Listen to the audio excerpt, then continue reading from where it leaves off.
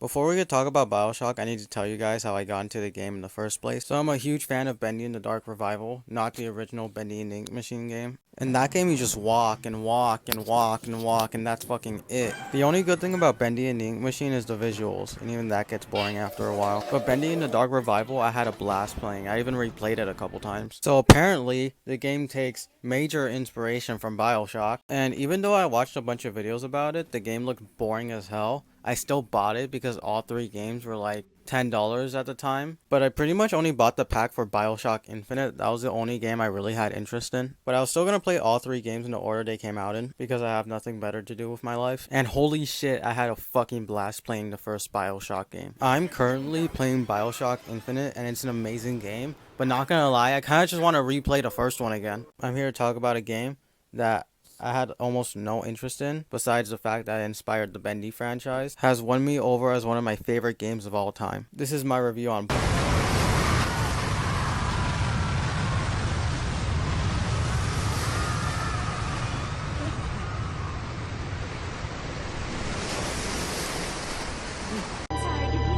They told me, son, you're special.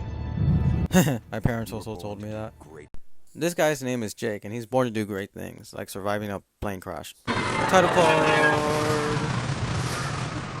Okay, so I'm not going to talk about the entire game, just the opening, how it's one of the greatest openings in all of gaming. I feel like during this part of the game, normal people would be questioning everything. Who's Jake? Where's he going? Why did the plane even crash? Shouldn't a lighthouse be on land? But honestly, while I was playing this part of the game for the first time, I don't remember thinking anything at all. I was just going with the flow. I think I thought, oh, a plane crashed because plot. I didn't really think there was a real reason for why that happened, which I was so wrong about, and I'll get into that later.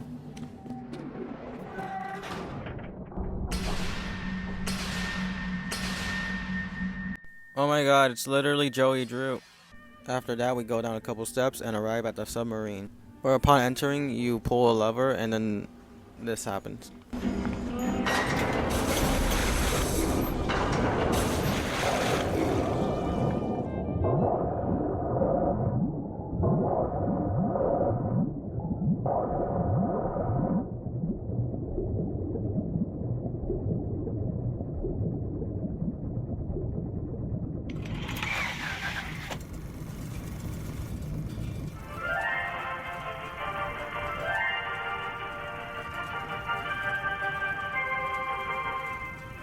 I am Andrew Ryan, and I'm here to ask you a question. Is a man not entitled to the sweat of his brow? No, says the man in Washington, it belongs to the poor. No, says the man in the Vatican, it belongs to God. No, says the man in Moscow, it belongs to everyone. I rejected those answers. Instead, I chose something different. I chose the impossible. I chose rapture.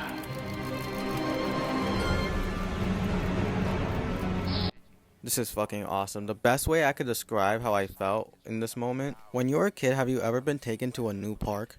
And you're like, oh my god, they have monkey bars, swings, slides, and I get to run around and have fun with all this stuff. That's the best way I could describe how I felt, both in here and in BioShock Infinite.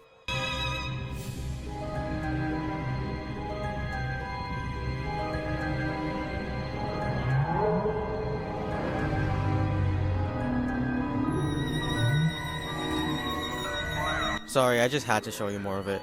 Doesn't it just make you want to run around and explore everything? There are other games that do this too. Legend of Zelda kind of has something like this where there's a shot where it's showing off the world. A bunch of other games do stuff like that, like Genshin Impact. And I don't hate that way of showing off a world. I think it looks awesome. I just want to see more stuff like this.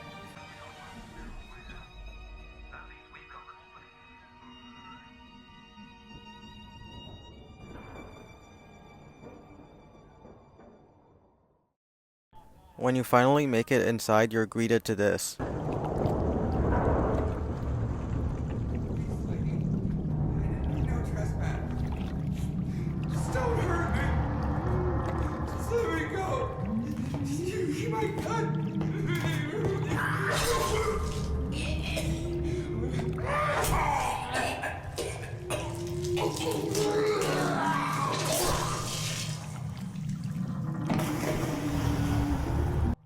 Okay, so during this part, I thought the doors were gonna open automatically, and I was gonna be left in there with her and nothing to defend myself. But nah, after a while, she leaves, so you're chilling. So now we're going to talk about my second favorite part of both BioShock 1 and BioShock Infinite. If you're wondering why I'm not talking about BioShock 2, is because the save kind of broke and it sent me back hours. When that happened to me, I'm like, fuck this shit, and I just moved on to BioShock Infinite. I am planning on beating it eventually. But for now, let's talk about the plot twist. Spoiler warning. Now, when you enter this room, there are words on the wall saying, "Would you kindly?" Now, you might not understand what the meaning behind this is until you play the tape. Did you talk to your puppy? She's very pretty. Thank you, Papa Sushong. Break her neck for me. What? Break that sweet puppy's neck. No, please. Break that puppy's neck. Do you kindly? No! No!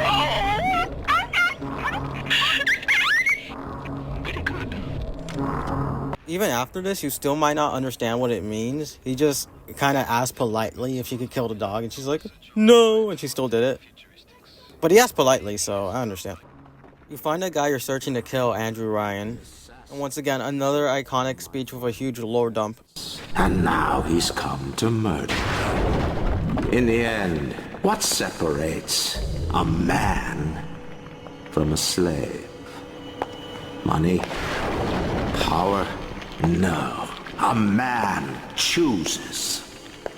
A slave obeys. You think you have memories.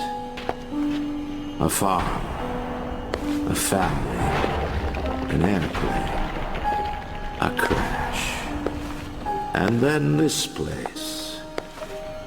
Was there really a family? Did that airplane crash? Or was it hijacked? Forced down.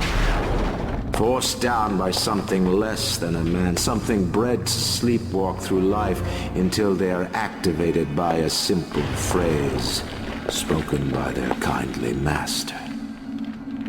Was a man sent to kill, or a slave? A man chooses. A slave obeys. Stop, would you kindly? Would you kindly? Powerful phrase. Familiar phrase. Would you kindly? Would you kindly get this? Would you kindly find that? Would you kindly find that? Would you kindly find? Would you kindly get this? Would you kindly head to Ryan's office and kill the son of a bitch? Sit, would you kindly? Stand, would you kindly? Run. Stop. Turn. A man chooses. A slave. And then he asks you, would you kindly kill him? And then you do? Like, what the fuck did he expect? Is he dumb? Why would he do that? Now, would you kindly put it in that goddamn machine? I feel like most people during this part of the game would have like their jaw on the floor. Not gonna lie, I was just like, oh, okay, that makes sense. No wonder the plane went down. The only part that really shocked me was that Atlas was the villain. Throughout the entire game, he's been calling you and asking for favors. He's like, would you kindly do this? Kindly do that? Kindly kill this guy? Kindly kill that guy? Bro, I just thought he had manners. Now that you know that he's the villain, he still calls you and asks if you could kindly do something, and you can't do anything about it. You have to do it. Because like Andrew Ryan said, a man chooses. A slave obeys. could bro really not hire a professional to do all this shit? He had to raise a child, then send it up to the surface, so later on in life he could come back down and do all this bullshit for him. Anyways, that's really all I have to say about it. The best way I could describe BioShock is like Doom mixed with sci-fi. I haven't really played a Doom game. I played like a demo for one of them for the PS4. And from what I've seen, you're running around killing monsters while doing stuff in order to progress forward. So yeah, that's BioShock. I had an awesome time. I'm going to replay the first one because I just beat Infinite. And then I'm going to finish the second one. So yeah.